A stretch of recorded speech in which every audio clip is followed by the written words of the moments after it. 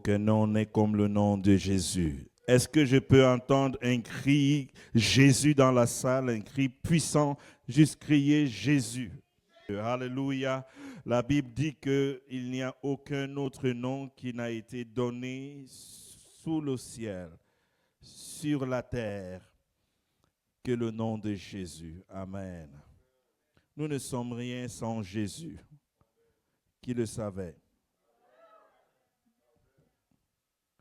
Nous ne sommes rien sans Jésus. Ma vie n'est rien. Alléluia. Gloire à Dieu. Bienvenue à cette étude biblique de ce soir. Bonsoir à vous qui êtes chez vous, dans le confort de votre salon. Et bonsoir à vous qui avez bravé les intempéries pour venir écouter la parole de Dieu. Que le Seigneur vous bénisse abondamment. Amen. Ce soir, nous allons encore prendre la parole de Dieu et j'aimerais juste continuer avec le message que nous avons écouté dimanche dernier sur la foi. Je voudrais parler d'une continuité de la pensée du Seigneur. Nous prions. Père, dans le glorieux et puissant nom de Jésus, merci. Ta parole nous apporte la lumière. Ta parole nous éclaire. Oui, elle nous éclaire. C'est elle qui est la lumière sur notre sentier. Seigneur, là où les ténèbres ont apparu, lorsque la lumière rentre, les ténèbres sont dissipées. Il est écrit que la lumière apparut et les ténèbres ne l'ont point comprise. Seigneur, nous appelons maintenant que toute forme de ténèbres soit dissipée au nom de Jésus-Christ. Amen. Gloire à Dieu. Matthieu chapitre 10, verset 34. Le livre de Matthieu, c'est le premier livre du Nouveau Testament. Qui savait ça ici? Ça, c'est puissant. Donc, c'est le premier livre du Nouveau Testament. Matthieu chapitre 10, verset 34. Gloire à Dieu. Si vous y êtes, nous allons lire rapidement. La Bible dit, « Ne croyez pas que je suis venu apporter la paix sur la terre. » Ça commence bizarrement, hein? Ça commence mauvais. Hein? Juste pour votre information, c'est Jésus qui parle. C'est Jésus qui parle. Amen. Ne croyez pas que je suis venu apporter la paix sur la terre. Je suis venu apporter, mais je suis venu apporter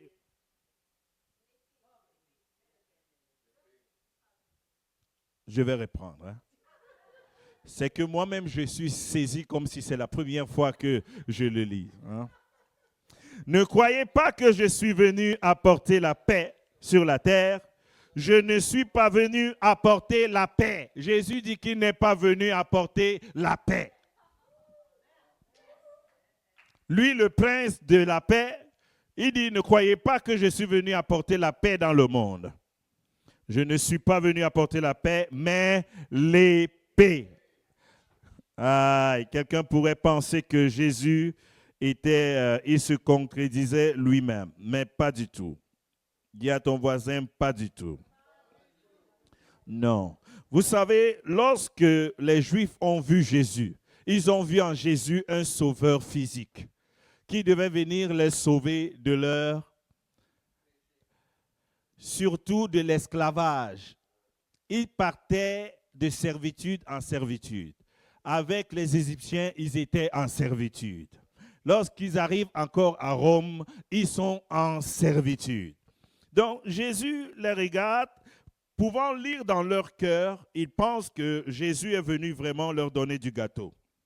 Jésus leur dit, ne pensez pas que je suis venu apporter la paix.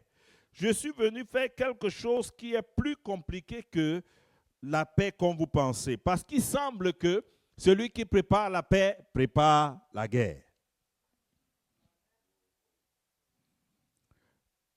Personne ne peut parler de la paix sans parler de la guerre. Malheureusement, je ne sais pas pourquoi c'est un passage obligatoire, mais il semble que c'est comme ça. Tous les généraux, les chefs de guerre confirment cette parole, que si tu veux la paix, il faut que tu sois prêt à mouiller le maillot. C'est aussi vrai ici au Québec. celui qui est avant d'une histoire de paix, où il y a eu la paix quelque part sans que les gens, qu'il y ait affrontement, sans qu'il y ait des échanges, des mises au point, sans qu'il y ait inconfort, sans que les gens décident de passer des nuits blanches. Jésus dit que je ne suis pas venu vous donner la paix, je suis venu plutôt mettre l'épée. Cette épée qui venait mettre, bon, ne mal comprenez pas la parole de Dieu. Jésus n'essaye pas de dire que je suis venu créer une guerre, le désordre dans le monde, non. Mais il venait mettre l'épée spirituelle. Je suis venu donner un coup de pied dans le camp de l'ennemi. Sachez que vous pensiez que vous étiez sous la servitude des Romains. C'est rien comparé à la persécution spirituelle qui va arriver. Parce qu'on va commencer peut-être à vous couper les têtes. On va commencer à arracher vos biens à cause de mon nom. C'est là où il leur disait que vous qui êtes tout joyeux parce que vous dites, voici l'agneau de Dieu qui ôte le péché du monde. Alléluia. J'enlève mon pain, je mets au sol pour qu'il passe. Alléluia. Tout est beau, il est glorieux. Ceux qui voyaient en lui le Messie, vous voyez, il y a les disciples qui ont posé la question, oh, es-tu toi qui devais venir sauver Israël? Il a dit, ne pensez pas que je suis venu régler vos problèmes du Québec. Ce n'est pas pour ça que je suis venu. Je suis venu pour régler les problèmes du royaume. Alléluia. Je dis ça comme ça pour que tu comprennes. Je ne suis pas seulement venu pour régler les petits problèmes de ta chambre, de ton salon, les petits problèmes d'ici, de là. Je suis venu pour faire quelque chose de plus fort dans le monde. Et quand Jésus décide de faire quelque chose de plus fort dans le monde, ça brasse. J'aime cette expression, ça brasse. Quelqu'un dit ça brasse. Ça doit brasser. Amen. La foi, ce n'est pas le chocolat blanc. Ça doit brasser. Quand ça devient le chocolat blanc, ça veut dire que toi-même, tu ne bouges pas. Ça veut dire soit tu es devenu le petit déjeuner du diable, soit tu es devenu invisible aux yeux du diable, il ne te calcule, il ne te regarde même plus. Il dit, celui-là, il m'appartient déjà. Il dit, celui-là a jeté l'éponge. Celle-là, oh, elle ne prie même plus contre le royaume des ténèbres. Elle ne croit même plus que le royaume des ténèbres existe. Mais vous savez, Jésus a dit, je ne suis pas venu mettre la paix, mais je suis venu mettre l'épée. Cette épée est encore en train de travailler. C'est pourquoi à chaque fois que tu as une victoire, tu viens de commencer un nouveau combat. Est-ce que c'est comme ça dans ta vie? Après chaque victoire, parfois même ça n'attend pas la victoire. Quand tu veux déjà avoir la victoire, le nouveau combat t'attend déjà. C'est comme ça le royaume de Dieu. C'est pourquoi la Bible dit que le royaume de Dieu, ce n'est pas le manger et le boire et dormir, mais c'est la puissance de Dieu. La joie, la paix, la démonstration de la puissance de Dieu. Nous devons rester éveillés, toujours en train de travailler pour le Seigneur. Toujours éveillés parce que l'ennemi ne se donne pas des vacances spirituelles. Nous pouvons prendre des vacances pour notre corps, mais les vacances spirituelles, ça n'existe pas. Les vacances spirituelles, ça n'existe pas. Alors, monsieur Jésus lui-même, ce n'est pas un apôtre pour dire qu'il ne sait pas de quoi il parle. Il dit que je ne suis pas venu pour mettre la paix, mais je suis venu pour mettre l'épée. Lorsqu'on continue au verset 35, il dit à ces gens, ça va jouer dur contre vous. Ça ne veut pas dire qu'on ne peut pas vivre les bons moments doux. Mais ce n'est pas vrai qu'il y a un temps où le diable va cesser d'attaquer l'Église. Moi, je n'ai pas vu ça dans ma Bible. Qu'il y a un moment où le diable va cesser d'attaquer l'Église. C'est pourquoi la Bible dit dans le livre d'Apocalypse qu'il y a un temps où il sera enchaîné pendant 1000 ans. Là maintenant, on ne parlera plus de lui. Pour le moment, il n'est pas enchaîné. Tu dois le chasser, tu dois lui résister, tu dois lui dire que ici tu ne peux pas opérer, mais ne pense pas que le diable va mourir un jour pour te laisser en paix. Pourquoi je dis toutes ces choses? C'est pour stimuler la foi d'une personne. Que tu comprennes que nous sommes dans un combat permanent. Bien que ce soit dans la victoire, Jésus lui-même a dit que je ne suis pas venu régler tous les problèmes.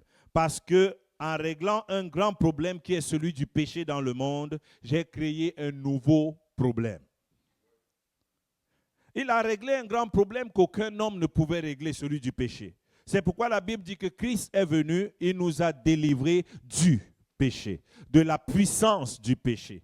Donc il nous a enlevé des mains de celui-là qui nous tenait captifs. Il a brisé les chaînes qui nous retenaient. La Bible dit qu'il a livré le diable en spectacle. Ça veut dire qu'il lui a fait honte. Vous savez ce qui arrive quand une personne a honte à cause de toi. Tu sais la suite, tu sais ce qui va se passer. Quelqu'un m'avait dit un jour, ne fais jamais honte à une personne.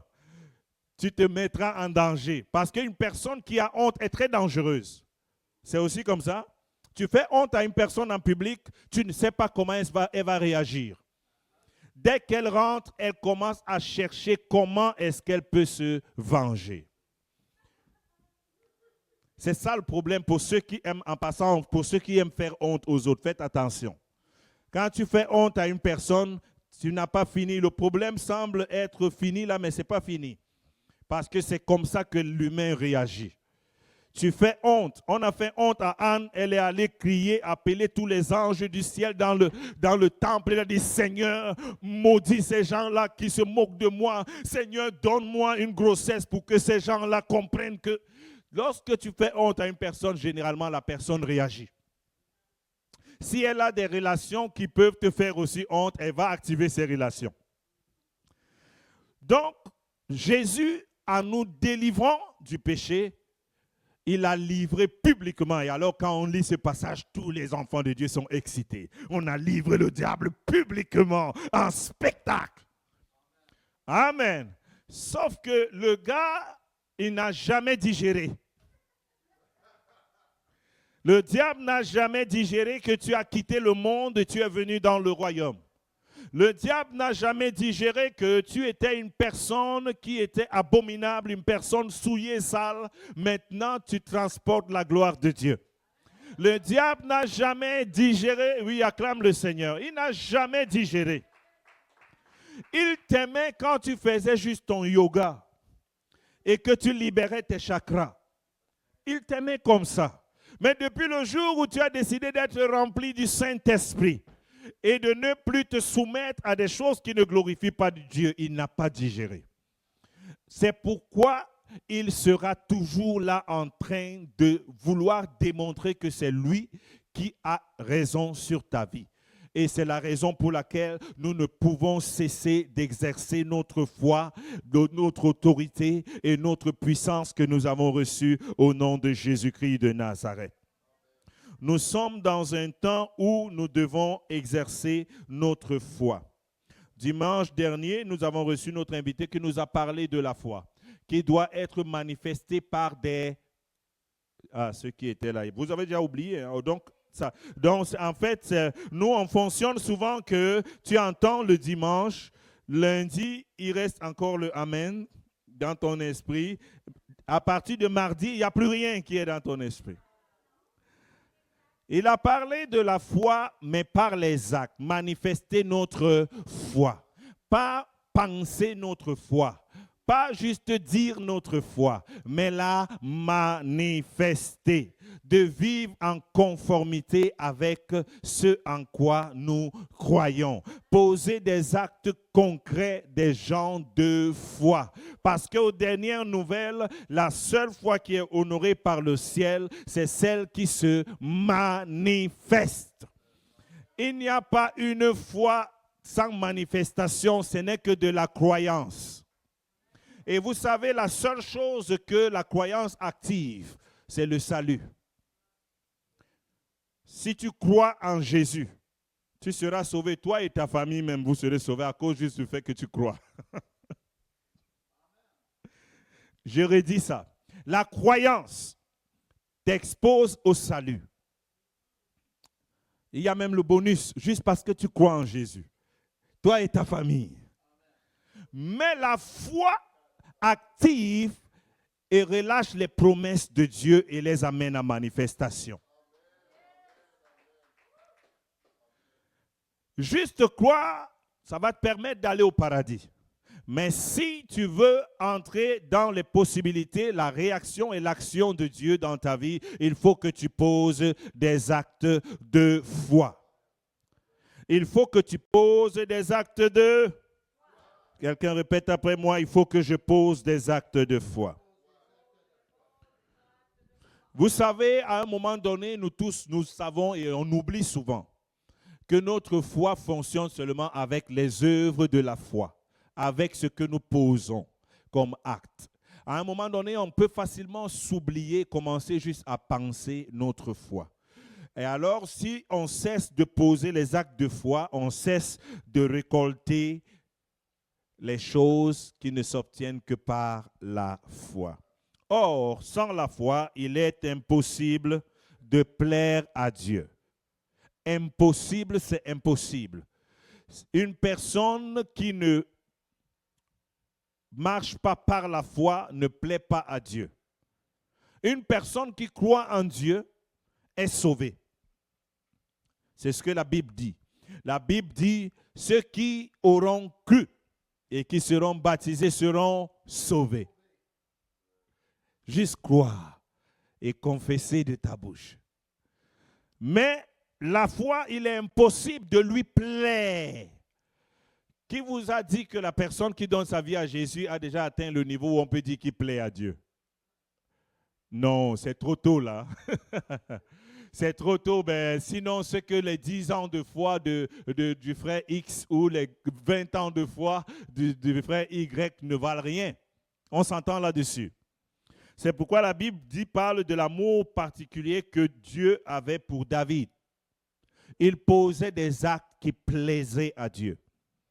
Donc, dans le but de plaire à Dieu, de toucher le cœur de Dieu, la Bible nous révèle que c'est l'action de la foi d'un homme. Et Abraham crut. Il se leva, il posa des actes de foi et la Bible dit que cela lui fut imputé à justice. Nous sommes sauvés parce que nous croyons. Mais lui, il devait poser des actes pour qu'on note dans son carnet que ce monsieur a posé tel acte. On va mettre ça comme un crédit. Tu es justifié parce que tu as fait ci, parce que tu as fait ça. Mais nous, aujourd'hui, Jésus a déjà fait tout en tous et il nous demande une chose, c'est de croire en lui, de confesser les œuvres qu'il a faites en nous et de vivre selon les standards du royaume qu'il nous a donné. Amen. Est-ce que ta foi est encore au beau fixe? Je me suis toujours posé la question de savoir pourquoi Jésus disait, quand il va revenir, est-ce qu'il va trouver la foi? Vous savez, dans notre société, c'est tout le monde. Tu te demandes, est-ce que tu crois en Dieu? C'est tout le monde qui va te dire, mais oui, mais moi je suis croyant. Moi je suis croyant. Mais lorsqu'on commence à parler de trouver la foi, ce juste-là qui vivra par la foi.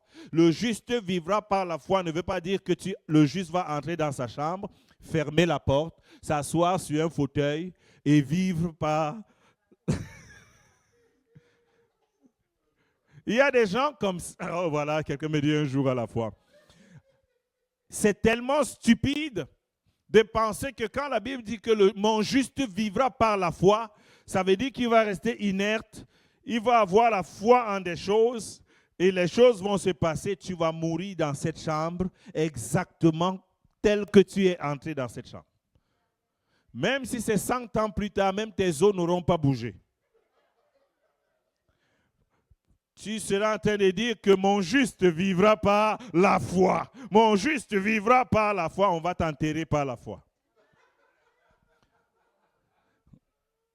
Le juste de Dieu qui vit par la foi, c'est celui qui croit aux promesses de Dieu et qui croit et qui les active et qui pose l'environnement pour que ces choses arrivent. L'action de la foi, c'est de créer les conditions pour que la chose arrive. Une personne qui marche par la foi ne peut pas rester dans une condition qui ne risque pas de produire ce qu'il attend de Dieu. Si Dieu t'a dit, va dans telle rivière qui s'appelle telle, et je vais te montrer telle chose. Si tu restes à la piscine qui s'appelle autre chose, tu ne verras jamais la promesse de Dieu s'accomplir. Tu seras en train de déclarer, je suis un homme, je suis une femme de foi, mon juste vivra par la foi. Seigneur, tu m'as promis, rien ne se passera. Parce qu'il a dit, va te jeter 7 fois dans le Jourdain. L'eau est sale, il y a des sangsues, il y a tout, mais il n'a pas dit, va te jeter dans la piscine olympique. Il n'a pas dit, va dans ta piscine en arrière de ta cour. Il a dit, va te jeter dans le Jourdain. Avant de te le dire, il a vu qu'il y a de la boue là-dedans. Il a vu qu'il y a des sangsues. Mon juste vivra par la foi et la foi en mon nom et en ma parole. Donc, vivre par la foi, c'est de faire ce que Dieu te demande de faire et de te placer là où Dieu te demande de te placer et de prendre la forme qu'il te demande de prendre.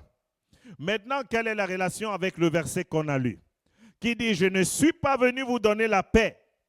Ça veut dire que ne pensez pas que ce dans quoi je vous ai engagé, c'est une tâche facile. Non. Non. En fait, Jésus est venu annoncer le changement. Quelqu'un dit le changement. Tant qu'il n'y a pas de changement, il n'y a pas de changement. Je le répète. Tant qu'il n'y a pas de changement, il n'y a pas de changement. Si tu ne changes pas, rien ne change. Si tu ne changes pas ta façon de voir, rien ne change. Si tu ne changes pas ta façon de faire, rien ne change. Tu ne changes pas ta façon de donner, rien ne change. Il disait, écoutez, je suis venu vous annoncer un changement radical. Il vous a été dit œil pour œil, dent pour dent. Mettez-moi ça de côté. Maintenant, on passe au changement. Tu vas aimer tes ennemis. Les gens se regardent comme ça. Mais oui, parce que Jésus n'est pas venu pour continuer à faire les choses qui étaient faites sous la loi. Il est venu accomplir les choses de la loi pour ouvrir un nouvel ère, pour introduire les gens dans une nouvelle affaire qui n'a rien à voir avec les anciennes choses.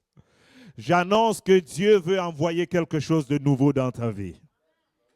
Et ton amen, c'est comme si tu n'attends plus quelque chose de nouveau dans ta vie. Dieu veut amener quelque chose de nouveau dans nos vies. Jésus est venu pour changer les anciennes choses. Il vous a été dit que si un homme prend la femme d'autrui, c'est un pécheur. Moi, je vous dis que si un homme regarde seulement à distance, même à 1 kilomètre, une femme qui ne lui appartient pas pour la convoiter, il a déjà péché. C'est un changement. Le changement, là, veut dire que vous étiez hypocrite. Parce qu'on ne vous voyait jamais avec la femme des gens. Mais ça ne voulait pas dire que vous ne preniez pas les femmes des gens. Mais vous étiez trop fort, vous vous cachiez dans votre sale besogne.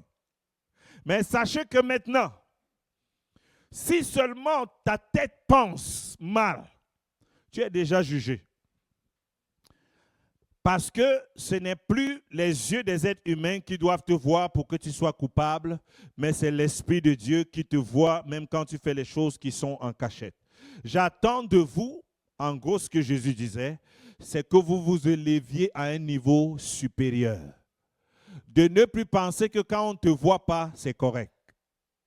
Donc s'il y a des gens qui sont paresseux, mais ils sont paresseux en cachette. Quand ils sont en public, ils font tout pour paraître comme s'ils sont travaillants.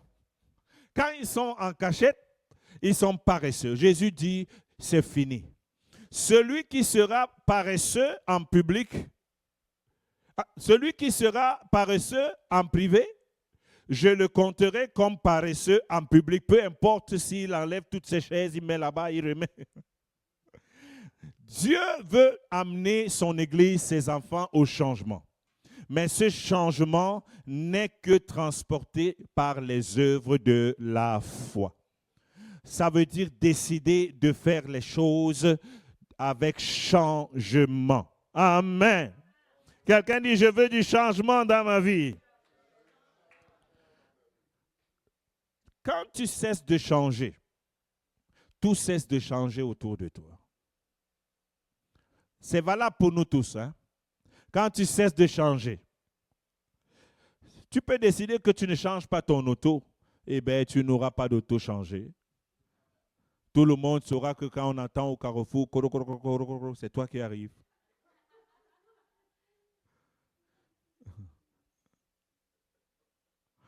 Si tu décides que tu ne changes pas ton lave-vaisselle qui démarre une fois sur deux, il ne va pas changer. Tu peux donner toutes les raisons que tu veux, que tu n'as pas d'argent, que tu n'as pas de personne pour t'aider à le transporter, que tu n'as pas, mais il y a marketplace. Quand tu comprends le besoin de changement, tu vas comprendre que la peur peut t'empêcher d'embrasser le changement. Mais le changement de Dieu dans une vie ne s'impose pas par Dieu lui-même. C'est nous qui devons embrasser le changement. Le changement dans ma façon de voir les choses. Si on décide de voir les choses avec les yeux de notre Dieu, on va commencer à accomplir des choses avec les standards de Dieu. Gloire à Dieu. Je ramène cette pensée parce que je pense que c'est la fin d'année. Et généralement, c'est en fin d'année que tout le monde fait le bilan de ce qu'il a fait de tout le long de l'année. Et commence déjà à penser à ses résolutions. Épargne-nous des résolutions que je serai une meilleure personne, Il y a des gens qui prennent 36 résolutions à la fin d'année et là, puis seulement faire une seule. On ne va pas prendre 36 résolutions, mais Dieu qui t'interpelle peut t'amener à comprendre qu'il faut que tu changes dans tous les domaines qui ont besoin de changement.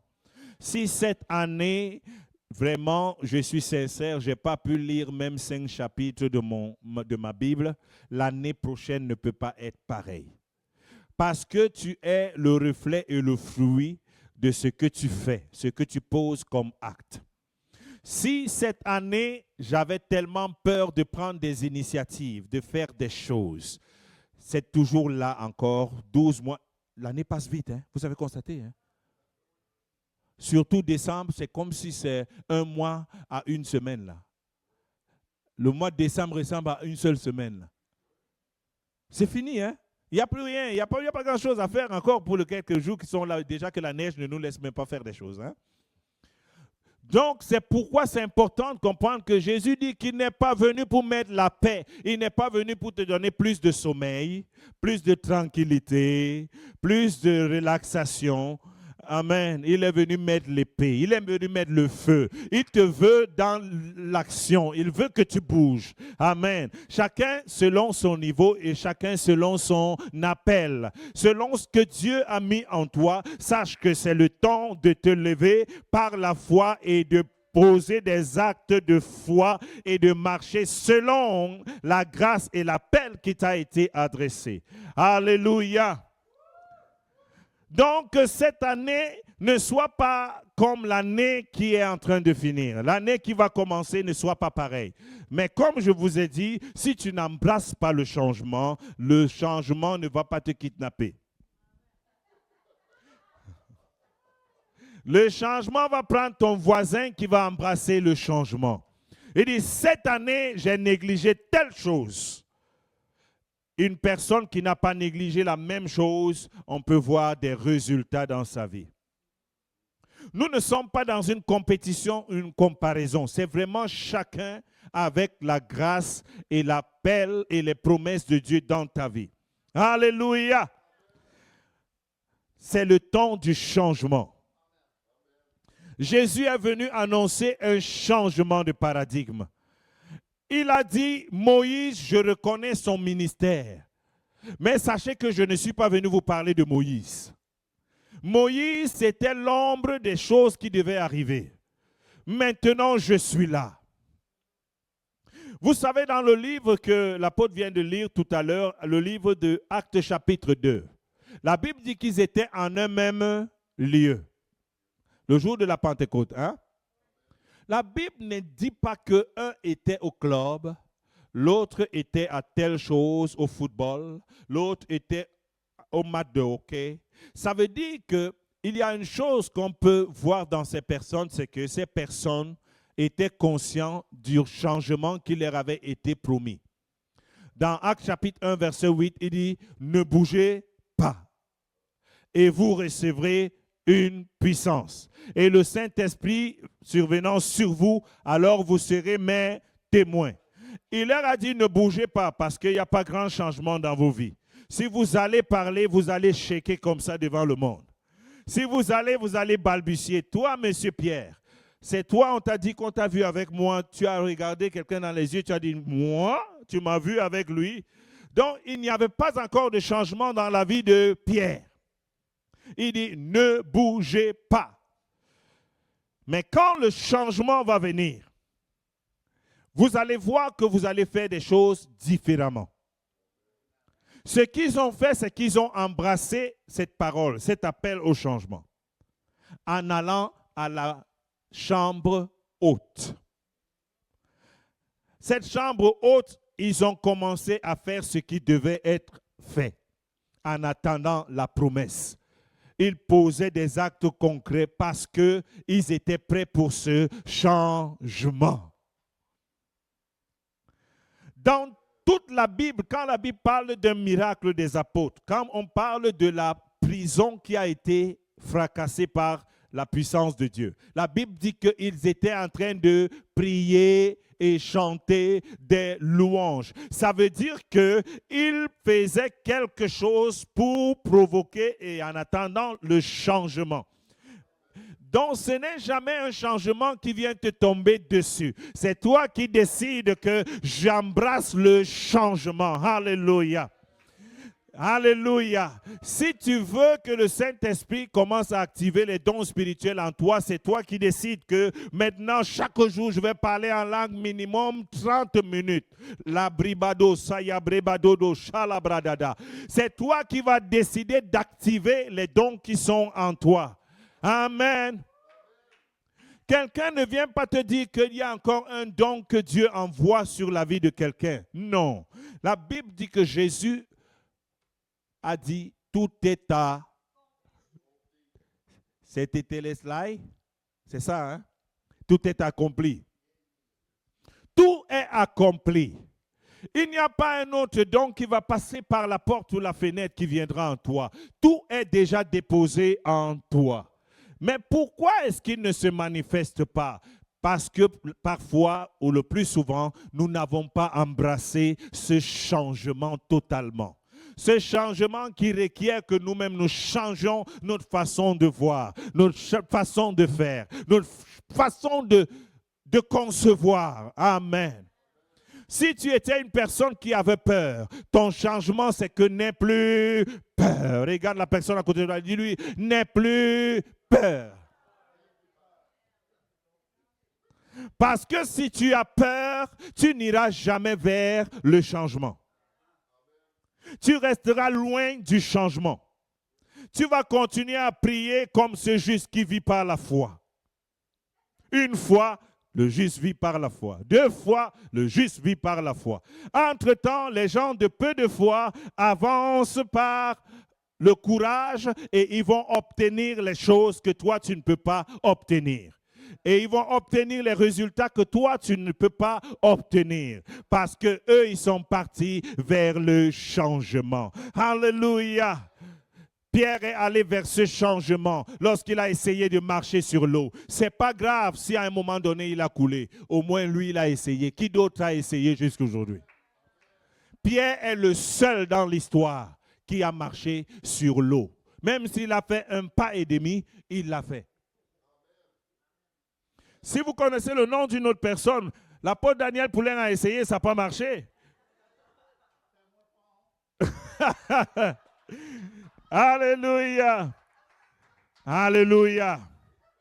Alléluia. Quelqu'un dit, je suis pour le changement. Il faut que ça change dans ta vie. Il faut que ça change dans ton environnement. Alléluia. Il y a un moment, la Bible nous parle d'un temps pour chaque chose sous le soleil. Il y a un moment où tu dois parler avec les yeux en bas comme ça. Mais il y a un moment où la tête doit être droite. Mais ce n'est pas Jésus qui va arrêter ta tête et la soulever comme ça. Non, non, non, non, non. Jésus a d'autres choses à faire. C'est toi qui vas dire que non, je suis un fils, je suis une fille du royaume. Maintenant, les gens ont assez de me voir toujours comme ça. Tout le monde qui me voit veut m'encourager. Tout le monde qui me voit veut me relever. Tout le monde qui me voit veut m'exhorter. Sois fort, ça va aller. Lundi, dès qu'on me voit, j'ai même plus le goût d'entendre quelqu'un qui s'apitoie sur mon sort. Mais la personne qui arrive là va s'apitoyer sur mon sort. Parce que je suis habitué comme ça. C'est comme ça, c'est déjà mon profil. Quand on la voit arriver, tu vois certaines personnes changer de couloir. Et les plus courageux vont venir vous dire, comment ça va ma soeur? Et la journée s'est bien passée. Oh, sois forte. Et tu te plais, chaque jour c'est sois forte, sois forte, sois forte. À un moment donné, arrête-toi, dis, mais c'est quoi cette histoire? Même cette personne qui apparemment est aussi faible me dit, sois forte. Non, il faut que ça change. Il faut que ça change. Alléluia. Lorsque tu décides que tu ne veux plus être une victime, là, tu as décidé que tu veux être un plus que vainqueur. Alléluia. Tu ne peux pas être les deux à la fois. Non, non, non, non, non, non, non, non, non, non, non, non, non. On ne peut pas être et victorieux et loser au même moment. Ça ne marche pas. Toutes les personnes, je vais vous dire quelque chose qui va vous choquer. Nous sommes dans un monde où les gens choisissent avec qui ils vont marcher.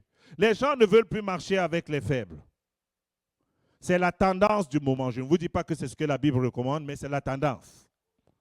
Tu es pauvre, les gens ne veulent pas marcher avec toi. Tu es décourageant, les gens ne veulent pas marcher avec toi. Ils ne te le disent pas, mais tu les vois te fuir. Ils vont chercher les gens qui brillent. Ils vont chercher les gens qui ont du succès.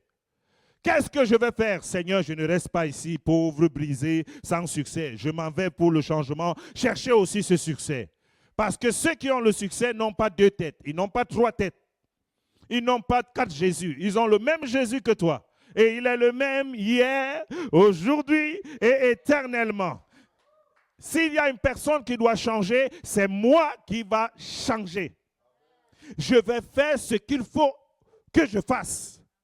Pour que quand Dieu va me regarder comme ça, il n'aura aucune raison de ne pas me donner la bénédiction que je veux. C'est ça la mentalité du changement. Et lorsqu'on se lève, on décide comme les apôtres avaient décidé. Ils ont prié.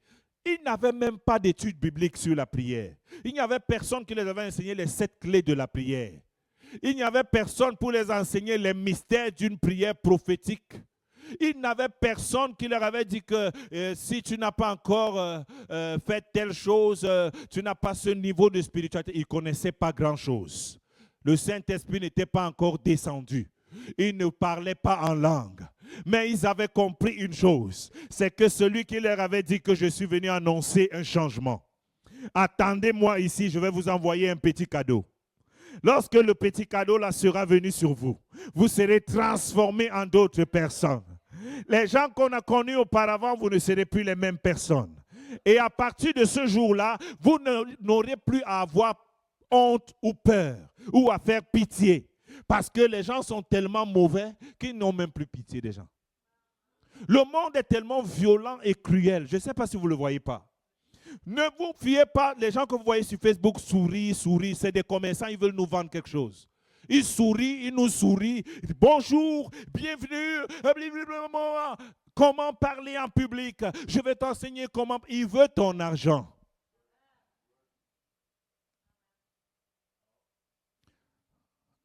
L'autre qui va te dire qu'il veut devenir ton coach de telle chose, de telle affaire. À la fin de la journée, il faut que tu t'enregistres. Quand tu t'enregistres, il faut que tu passes à la caisse.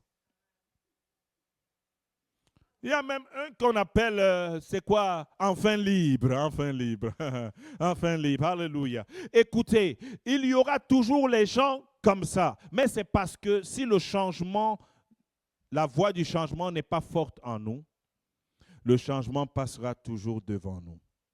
Il faut qu'on décide de changer. Seigneur, tout ce que je connais de toi, j'en ai assez, c'est bon. Je veux une nouvelle dimension avec toi. Je veux que tu me montres de nouvelles choses. Je veux faire de nouvelles choses avec toi. Je veux avoir de nouvelles sensations avec toi.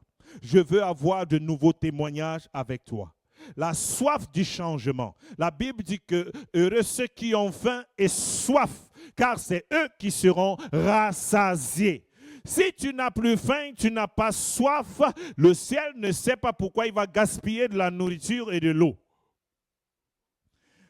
Dieu veut que nous ayons soif et faim de ce changement.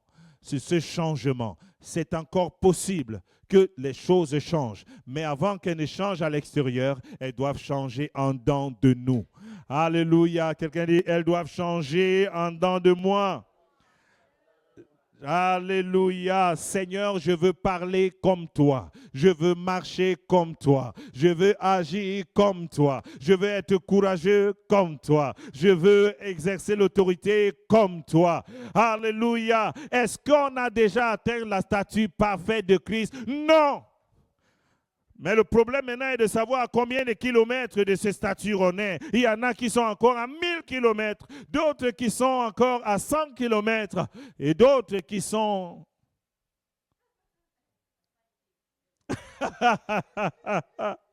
Oh Dieu, prie que Dieu t'attire vraiment. Alléluia. Je crois dans le mouvement de Dieu qu'on appelle l'accélération. Tu comprends? L'accélération de Dieu, l'accélération. L'accélération, la Bible dit que ce n'est pas ceux qui courent, ce n'est pas ceux qui se lèvent tôt, mais c'est la grâce de Dieu. Alléluia. Peu importe les délais, peu importe le fait qu'on a un peu somnolé, mais quand on se lève pour dire que maintenant il faut que ça change, on se lève pour faire des choses. Alléluia. Quand je me lève la nuit, dorénavant, je ne commence pas à penser à mes problèmes. Je commence à prier avec ma liste de prières. Même si je ne sens pas le feu dans mon corps, ce n'est pas grave. Dieu n'est pas sourd, il entend. J'ai pris toute ma liste.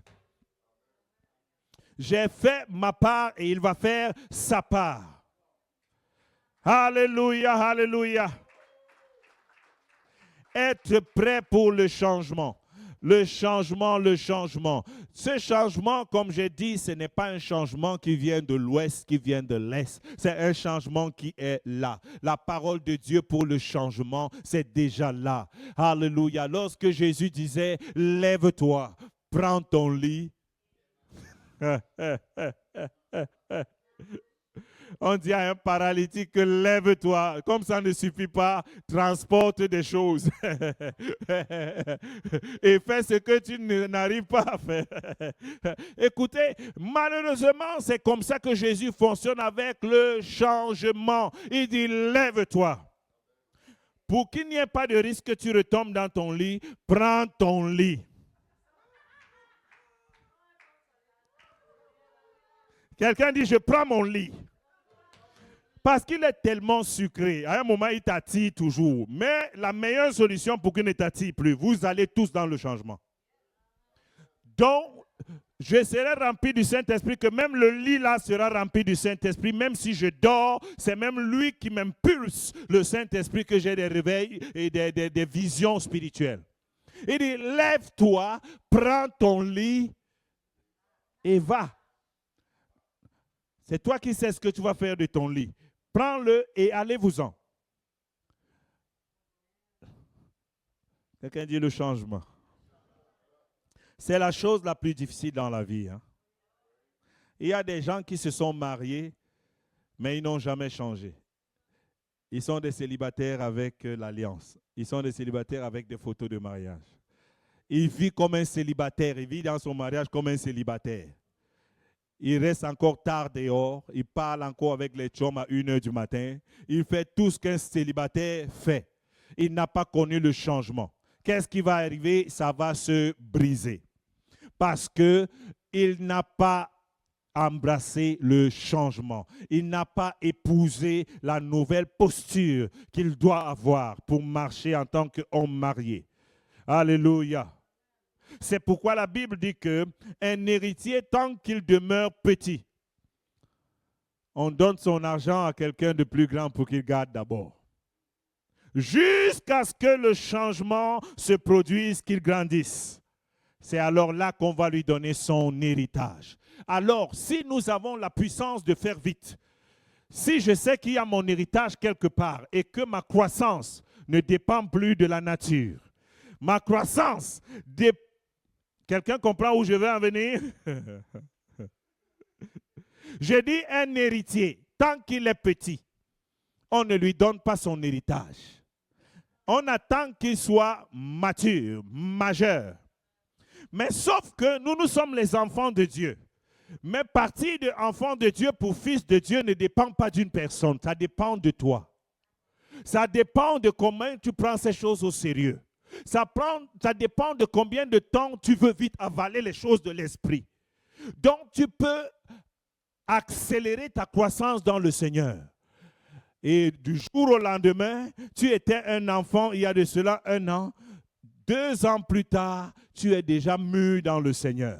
Et là maintenant, tu dis à la porte du ciel, donnez-moi mon héritage. Oui, parce qu'il y a des bénédictions qu'on ne donne pas au bébé. Parce qu'il y a même des révélations qu'on ne donne pas au bébé. Au bébé, on dit, tu es beau, tu es doux, tu es la prunelle de mon œil.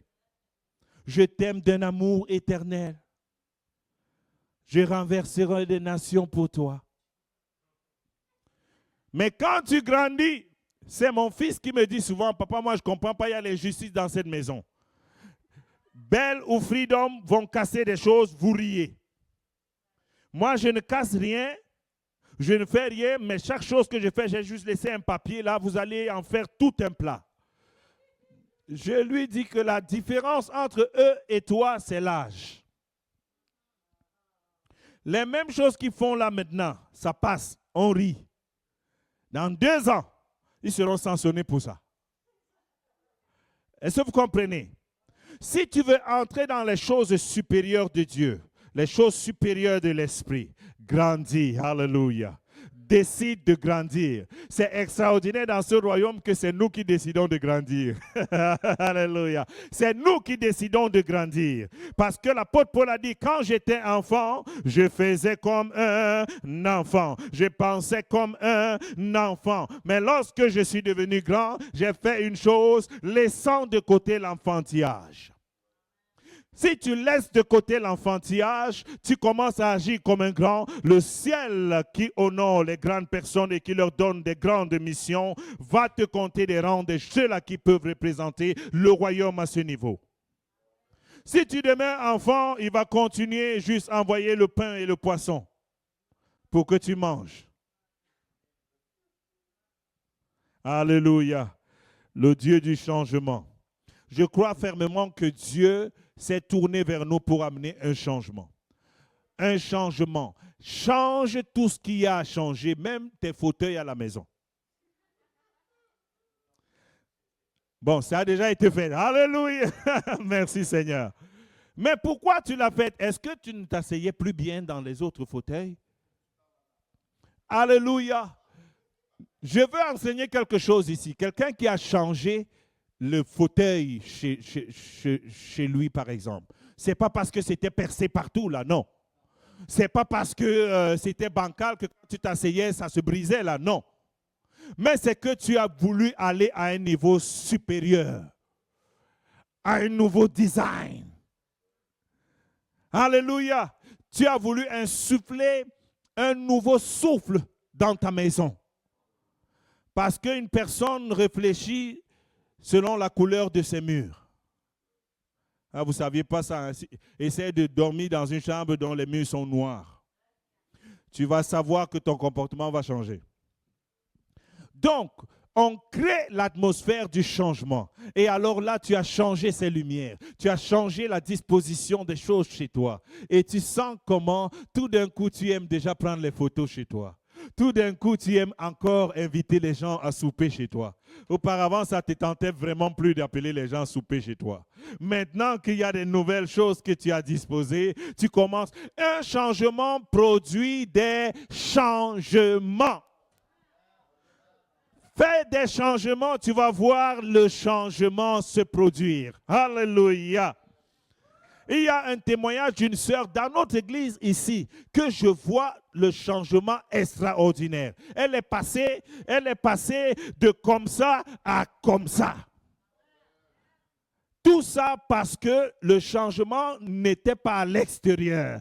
Mais les gens de l'extérieur ne pouvaient pas changer parce qu'ils se comportaient comme ce qui venait de l'intérieur. Mais une fois que la personne a changé, l'extérieur, c'est comme si les gens ont reçu un signal de changement. C'est là où Dieu nous attend. Si on change à l'intérieur, dans notre façon de faire les choses, si on opte pour l'excellence, on opte pour la vitesse, on opte pour la violence spirituelle, le monde va nous répondre positivement parce que le changement, c'est le monde de Dieu. C'est le royaume de Dieu. Nous ne sommes pas un royaume inerte.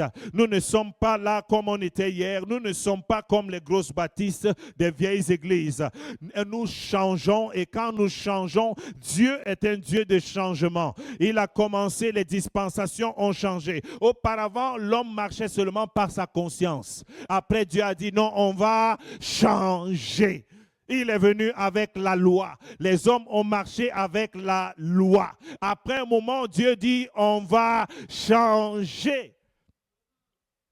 Si Dieu change, pourquoi pas nous? Il y a donc des gens que Dieu a changé depuis eux, ils vivent encore à Genèse chapitre 1. Ah oui, oui, ça existe. Il y a des gens qui sont encore amoureux de Moïse. C'est Moïse qui est le serviteur de Dieu de leur vie. On ne peut rien faire pour eux. Ils vont s'entendre avec Moïse quand ils le verront peut-être. À chaque fois, Dieu t'appelle à changer. Avant que Dieu ne déverse un nouveau mouvement, il déplace les gens.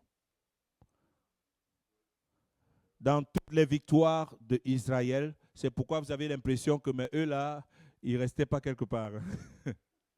Dieu aime mettre les gens dans l'inconfort. C'est pourquoi on ne peut pas te délivrer de l'inconfort. Si quelqu'un veut te délivrer de l'inconfort, la personne veut te tuer. Je répète, le confort doit être un luxe momentané qu'on se donne. Mais tu ne peux pas avoir une vie confortable là où tu n'as plus besoin de réfléchir. Tu n'as plus besoin de rien faire. Quand tu veux boire de l'eau, tu dis Siri de l'eau. Quand tu veux appeler, on a déjà mis la puce dans ta tête. Tu dis Siri, appeler telle personne. Est-ce que ça ne ressemble pas à ce que le monde nous offre aujourd'hui? Combien d'entre nous retiennent les numéros de téléphone? Tu n'en as pas besoin. Bientôt, l'IA dit que enlève ton cerveau, tu n'en auras pas besoin. Parce que quand tu veux écrire une lettre à Pasteur Poulain, tu dis à l'IA, écris une lettre à Pasteur Poulain, dis-lui combien je l'aime et lui, il te propose des textes. Maintenant, à long terme, vous pensez que qu'est-ce qui se passe? C'est qu'on sert de plus en plus pas grand-chose. On devient de plus en plus moins affûté, moins préparé, moins réactif. On subit les choses. C'est pourquoi le confort n'a jamais été le fonctionnement de Dieu. Parce que le confort ne veut pas dire le bonheur. C'est pourquoi les femmes fuient souvent les châteaux pour aller chez le cordonnier du coin. Le confort ne veut pas dire le bonheur. Donc, quitte ta zone de confort. Alléluia.